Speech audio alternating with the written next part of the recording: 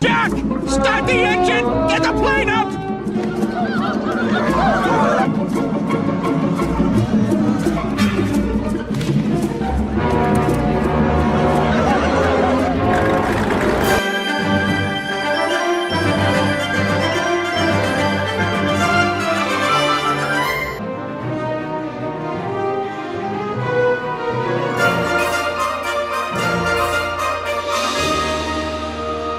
Peter, I think we forgot Meg.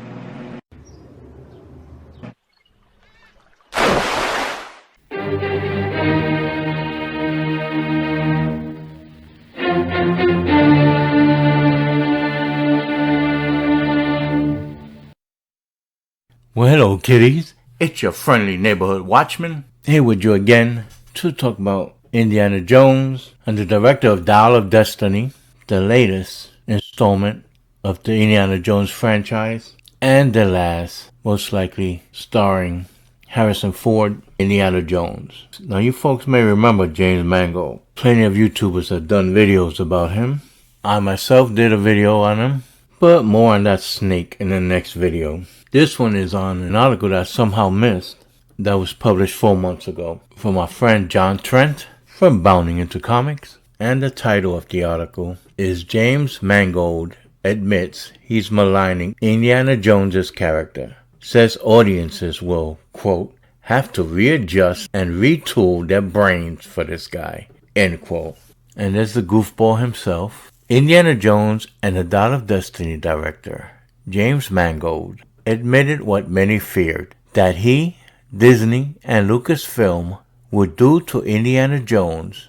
They are maligning his character in a similar fashion to how Rian Johnson did to Luke Skywalker. Speaking with the Hollywood Reporter, Mangold stated, "We can't hide from where we are in our lives. None of us can, and neither can Indiana Jones." He elaborated, "I wanted to follow Harrison's own lead and simply deal with it straight on.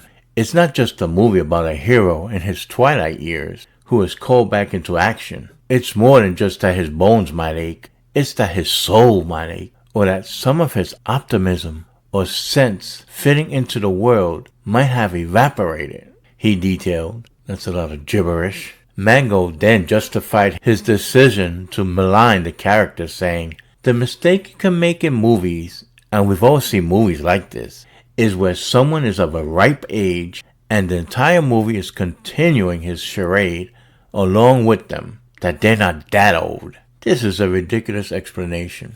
Just because someone ages does not mean they will lose their sense of optimism or have their soul ache. Certainly, someone like Indiana Jones will not act this way, especially after having seen the example of his father act in the complete opposite way." Shout out to remembering Sean Connery. Junior? Yes, sir. It is you, Junior. Don't call me that, please. Mangold would further reveal he's moving away from the tried and true action-adventure formula that led to the success of the original Indiana Jones trilogy. He said the first 3 Indiana Jones movies took place in roughly the same period. They really all easily fit with the serialized, theatrical, almost screwball action style of the movies that were being released in the period they're set in. Mangold then posited the challenge for director Steven Spielberg on Crystal Skull, and for me on this one is, how do you move forward into new decades where the world is no longer seen in such clear demarcations of black and white and good and evil, where the whole concept of raiding tombs and fighting over relics is looked at in a different way? It's not about changing the story, but allowing the character to experience how the world has changed around him, Mangold explained. Mangold went on to push the idea that everything is gray now, and somehow in the past it was all black and white, which any historian worth his salt would point out is a complete and utter lie. He told the Hollywood Reporter, "And our perception of politics is more gray. Who's the villain? Who are we working with? Who are we fighting against? Proxy wars, all of that. It's not as simple as the era around World War II. What happens to a hero built for a black and white world? Well, he finds himself in one that is gray.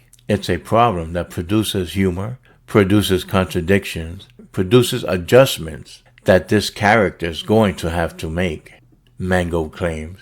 Utter rubbish. This might be the dumbest thing, Mangold tells the Hollywood Reporter.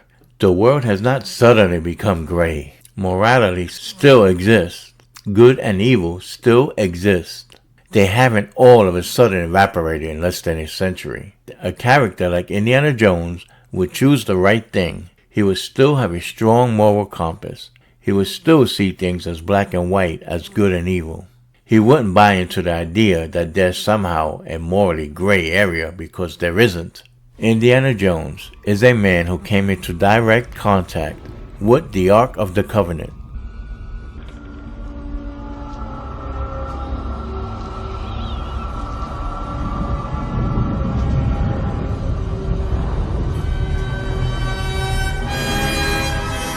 As well as the Holy Grail. That's the cup of a carpenter.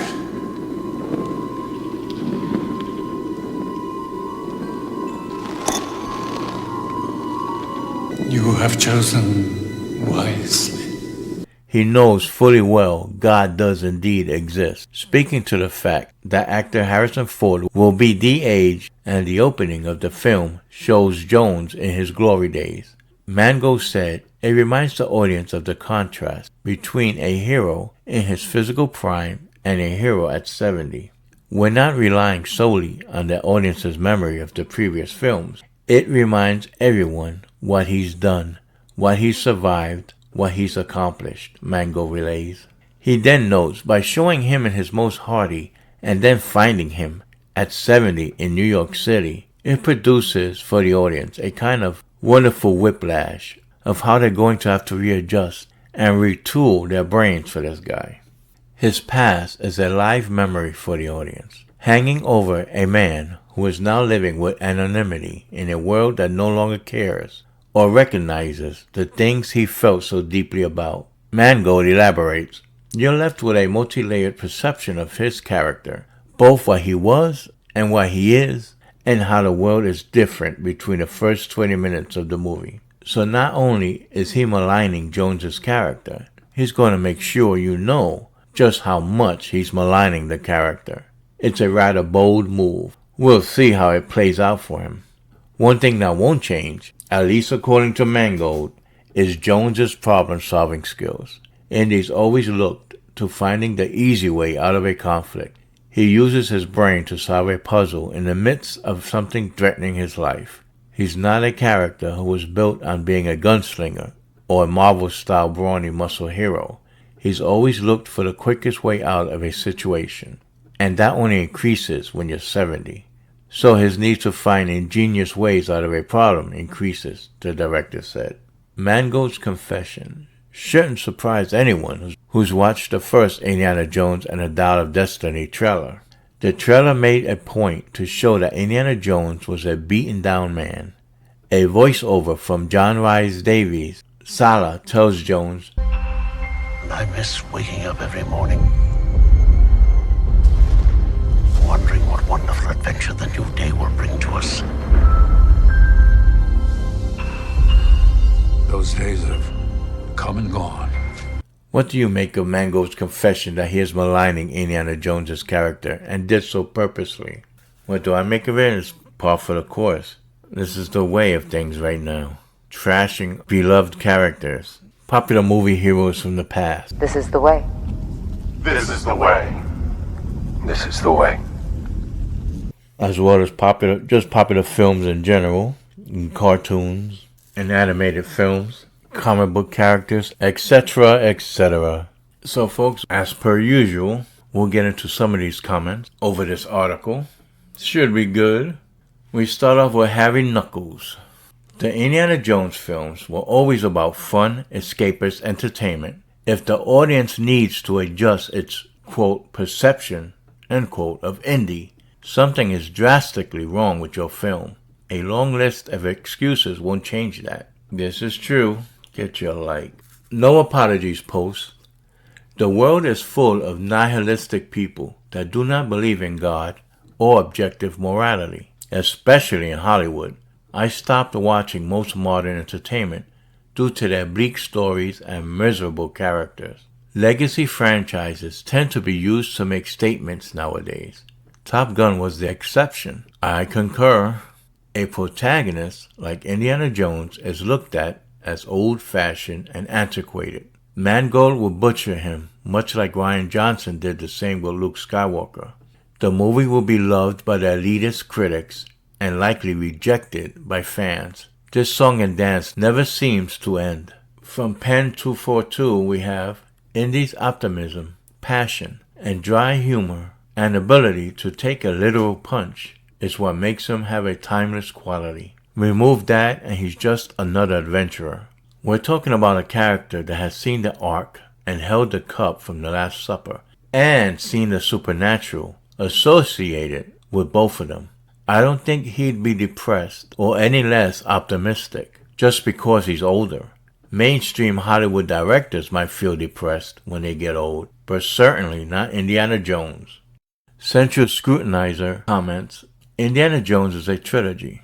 It starts with Raiders of the Lost Ark and ends with The Last Crusade, my personal favorite in the series. When they ride off at the end of The Last Crusade, that's the end. Anything else is just half-baked fan fiction.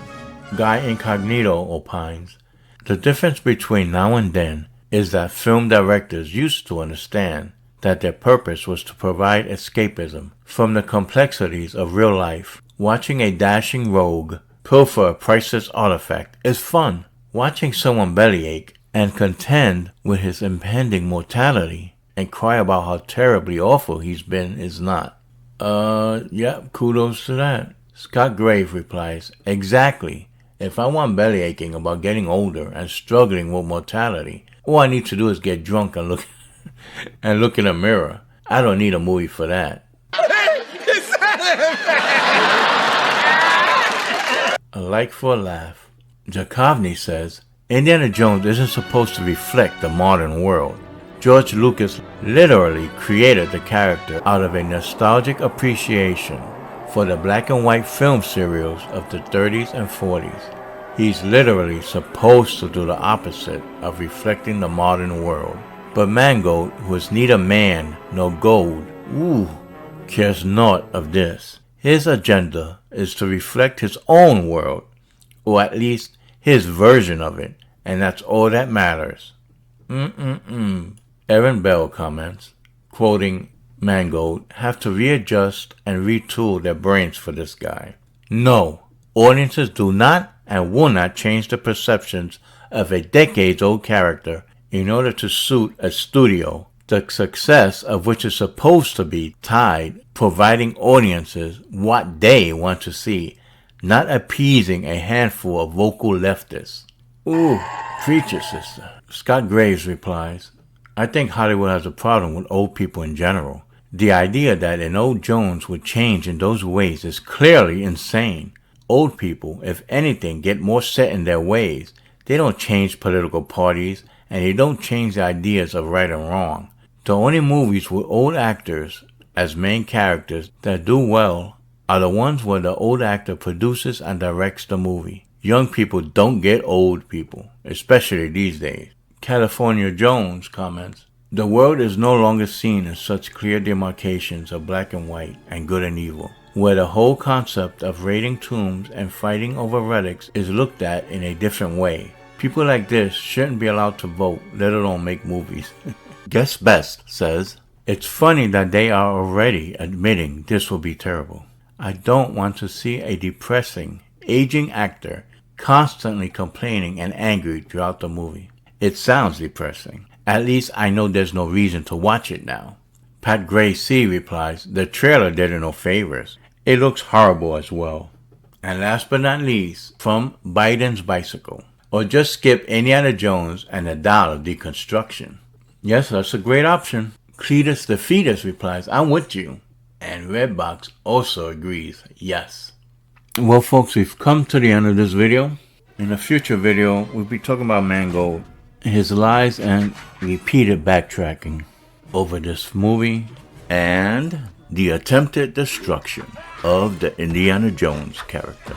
Indeed, not unlike Han Solo, he lied about Overlord DVD, aka Doomcock, and other YouTubers.